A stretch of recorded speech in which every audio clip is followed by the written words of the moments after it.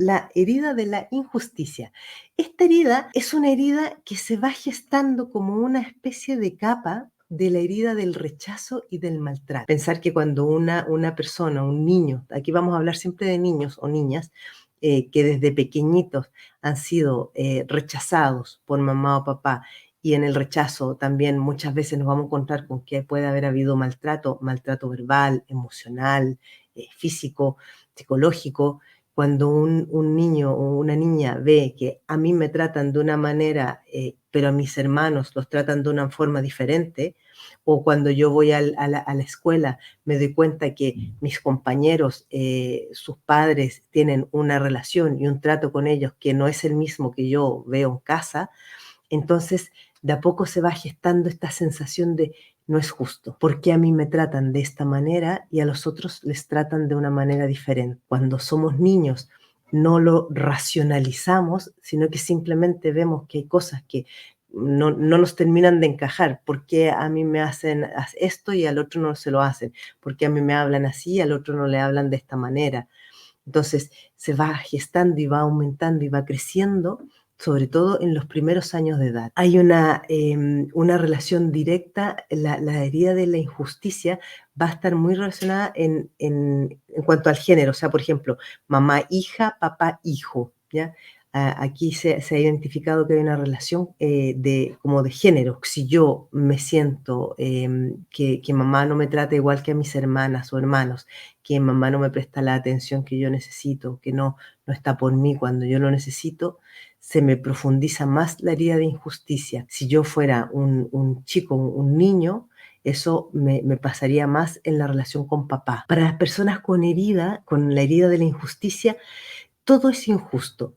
Los padres son injustos, los maestros son injustos, las relaciones son injustas, los jefes son injustos en general. Es como que la vida es injusta. Entonces van a vivir siempre sintiendo que la vida no es justa. Algunas características de esta herida, por ejemplo, que son personas que siempre van a estar velando porque todo sea muy justo, muy equitativo, muy igualitario, que nadie tenga un poco más que otro.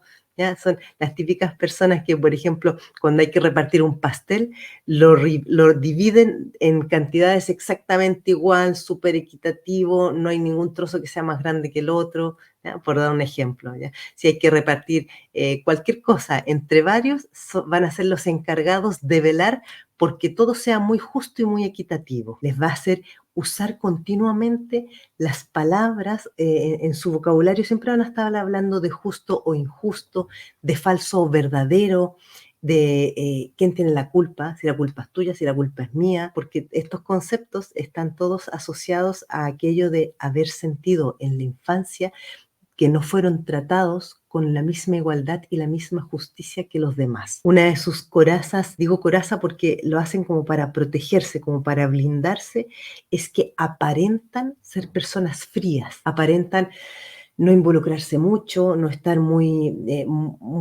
como interesados. Y nosotros los miramos desde el punto de vista de las relaciones de pareja, es la persona que va a tener un comportamiento más de apego evitativo, es la persona con la herida de la injusticia. El apego evitativo es aquel que la persona siempre está como continuamente como tomando distancia de la pareja o incluso de las amistades. Yo me acerco, pero en cuanto percibo que me están como conociendo mucho o que puedan llegar a identificar mis sentimientos, tomo distancia. Está muy relacionado con el miedo. ¿Por qué? Porque las personas con la herida de la injusticia, una de las características que tienen es que viven con un permanente miedo, ¿ya?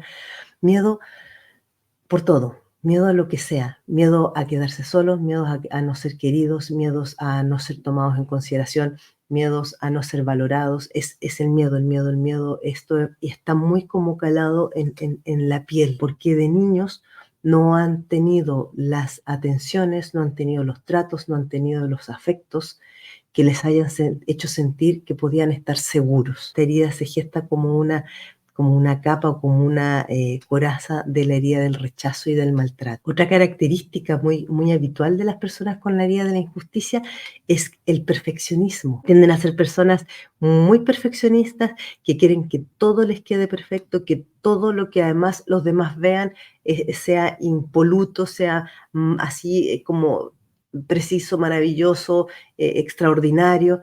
Y en cuanto tienen la sensación o alguien les dice que algo no está del todo bien, que algo no está todo lo maravilloso y extraordinario que ellos querían o esperaban que fuera, se vienen abajo. Son personas que van a dar el 110% en el trabajo, ¿ya? O sea, van a ser el que más trabaja, la que más hace por los demás, la que más horas se queda haciendo de sobretiempo. ¿Por qué? Porque lo suyo es ser vistos, ¿ya? O sea, yo necesito ser vista y necesito ser tratada a la altura, porque esta herida tiene que ver con no haberse sentido nunca tratado justamente o haber sido reconocida o vista o valorada. Por eso que van a darlo todo, todo, todo, aunque eso les signifique vivir eternamente en situaciones de estrés, ¿ya? Pues eso es muy característico en las personas con esta herida, que siempre están en estrés. Para ellas es muy importante el reconocimiento y sobre todo una de las características es que si me reconocen es que me quieren, tienen asociado reconocimiento con afecto, van a llevar muy mal cualquier tipo de crítica, cualquier tipo de juicio, cualquier cosa que alguien diga o hable de ellos, lo llevan muy, muy mal. Tienden a ser personas muy solitarias porque no confían generalmente casi en nadie. Son muy preocupados por su imagen, ¿ya? Su imagen pública, su imagen personal, como su historia tiene que ver con la discriminación, por no haber sido tratados igual que el resto, entonces van a querer poder ser siempre de gusto de todo el mundo. Esto como una síntesis muy, muy global de lo que es la herida de la injusticia. Yo como he explicado en muchas otras ocasiones hablando de las heridas de infancia, es que todas estas heridas se pueden trabajar, se puede sanar, se puede reconstruir uno a sí mismo, pero ese trabajo es súper importante hacerlo idealmente con un acompañamiento terapéutico, ¿ya? Porque solos es difícil hacerlo.